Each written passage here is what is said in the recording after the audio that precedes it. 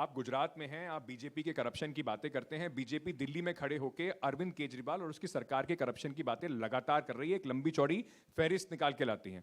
कल भी एक नया आरोप लगाया गया लेबर मिनिस्ट्री और लेबर मिनिस्टर के ऊपर, मनीष सिसोदिया के और उनके सहयोगियों के ऊपर ईडी की, सीबीआई की जांच चल रही है। सत्येंद्र जैन जेल में है। अरविंद केजरीवाल कैसे करप्शन पे लोगों को बात करेंगे जब उनके खुद के मंत्रियों के ऊपर इतने आरोप हैं?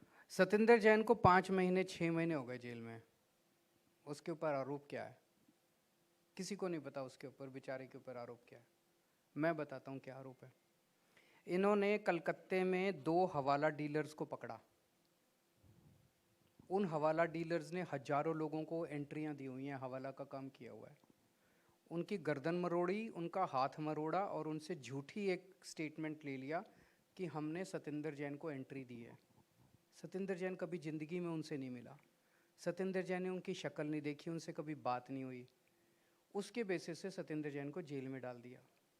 मज़े की बात यह है कि उनके कहने से सत्येंद्र जैन को जेल में डाल दिया। उन्होंने हजारों लोगों को हवाला की एंट्री दी हुई है। उन दोनों पे कभी रेड भी नहीं हुई, उनको गिरफ्तार नहीं किया। उनको इन लोगों ने अपना घर जमाई बना के बिठा रखा है। पूरी सेवा कर रहे हैं, बिरयानी खिला रहे हैं, हलवा खिला रहे हैं उन दोनों को। उनके खिलाफ कोई सत्येंद्र जैन 4 महीने से जेल में। उसके बाद जब सत्येंद्र जैन की बेल एप्लीकेशन कोर्ट में लगी तो उस बेल एप्लीकेशन में 3 सुनवाई में लगातार जज ने पूछा, सीबीआई से भी, ईडी से भी, लगातार फ्रंट पेज पे अखबारों में आया था। सीबीआई से पूछा, ईडी से पूछा कि सत्येंद्र जैन के खिलाफ कुछ तो सबूत दो। आपने भी पढ़ा होगा, पढ़ा था ना?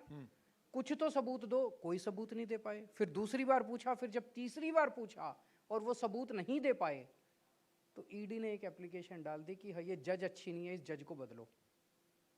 कभी सुनो एक मिनट पूरी बात, कभी भारत के इतिहास में ऐसा हुआ है कि जज आपकी मर्जी का लगेगा?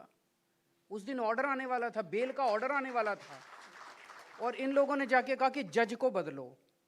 फिर 1.5 महीने तक सुनवाई होती रही कि जज बदला जाए कि नहीं बदला जाए। पहले डिस्ट्रिक्ट जज में गए, हाई कोर्ट गए, फिर सुप्रीम कोर्ट गए।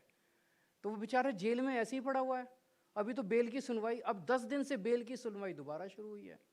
तो प्रोसीजर में घुमा रखा है। अब कह रहे हैं मनीष सिसोदिया को पकड़ेंगे।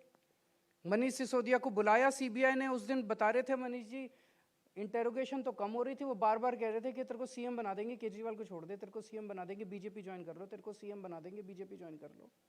जब उसने मना कर दिया, अब इन्होंने मेरे को ऑफर किया है। मेरे को इन्होंने ऑफर किया है कि गुजरात चुनाव में मत जाओ। अगर गुजरात चुनाव में नहीं जाओगे तो सत्येंद्र जैन को भी छोड़ देंगे और मनीष को भी नहीं पकड़ेंगे। बहुत बड़ी बात कह रहे हैं आप, ये बड़ी हेडलाइन है, क्योंकि इस वजह से मैं ये बात बोल रहा हूं, क्योंकि इस तरह के आरोप लगाना आसान है अरविंद जी। मुझे उम्मीद है कि आपके पास सबूत होंगे। 1 महीने पहले कहा था कि दिल्ली के एमएलएज को खरीदने की कोशिश की जा रही है। दिल्ली के ऑपरेशन लोटस चल रहा है, हमारी सरकार गिराने की कोशिश की जा रही है। 25-25 करोड़ रुपए ऑफर किए जा रहे हैं। आप लोगों ने कहा था सबूत दो, सबूत दो। ऐसे लग रहा था जैसे मतलब गुनाह हमने कर दिया। अब सबूत आ गया। तेलंगाना के अंदर पकड़े गए 3 लोग इनके। तेलंगाना के एमएलएज को खरीदने गए थे और उनकी स्टिंग ऑपरेशन हो गया। उसमें वो कह रहे हैं कि दिल्ली के अंदर 41 एमएलए हमारे टच में हैं, सबको हम 25-25, वो खुद ही मान रहे हैं, खुद ही कह रहे हैं। आपने सुना? पर दिखाया नहीं आप लोगों ने, लेकिन हमने बिल्कुल दिखाया सर, ना, एनडीटीवी पे। बिल्कुल मैं बता रहा हूं, मैं उस शो को होस्ट कर रहा था। हमने रात को जब ये स्टोरी ब्रेक हुई, अरेस्ट हुए, तब भी दिखाया और उनका केसीआर साहब की पूरी प्रेस कॉन्फ्रेंस दिखाई। हम किसी से सर सबको तो बराबर। फिर आपको बधाई देता हूं, बाकी चैनलों में हिम्मत नहीं है। वो तेलंगाना के अंदर इनकी पार्टी वाले रंगे हाथों पकड़े गए। तेलंगाना के एमएलए को 25-25 करोड़ रुपए ऑफर कर रहे थे और उनको ये भी कह रहे हैं कि हम आपकी अमित शाह से मुलाकात कराएंगे, हम आपकी नड्डा साहब से मुलाकात कराएंगे, आधी पेमेंट यहाँ पे होगी, आधी पेमेंट वहाँ पे होगी। और उनको कि दिल्ली में ऑलरेडी सरकार गिरने वाली है, दिल्ली में 41 एमएलए हमने तोड़ लिए। तो आप सबूत मांग रहे थे ना, मिल गया सबूत। लेकिन ये अब सबसे बड़ा सबूत ये है, जब इनका मेरे पास ऑफर आया कि गुजरात चुनाव छोड़ दो, आप गुजरात में मत जाओ, मैंने उनको मना कर दिया। मैंने डील नहीं मानी। मैंने कहा मैं गुजरात जाऊंगा। गुजरात के लोगों ने मेरे ऊपर बहुत भरोसा किया है। गुजरात के बहुत सारे लोग मेरे को अपना परिवार का हिस्सा मानते हैं।